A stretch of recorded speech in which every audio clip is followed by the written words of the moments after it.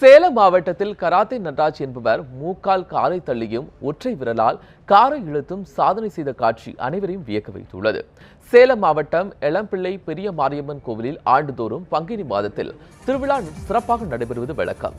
இவ்வாறு நடைபெறும் விழாவில் கராத்தே நடராஜ் என்பவர் கோவிலிலேயே ஆண்டுதோறும் பல்வேறு விதமான சாதனைகளை செய்து காண்பித்து வருகிறார். இதன்படி இந்த ஆண்டு நடைபெற்ற விழாவில் அவர் மூக்கால் ஆம்னி காரை 10 மீட்டர் தூரம் தள்ளியும் ஒரே விரலால் 10 மீட்டர் தூரம் காரை இழுத்தும் சாதனை படைத்து பார்வையாளர்களை அசத்தினார்.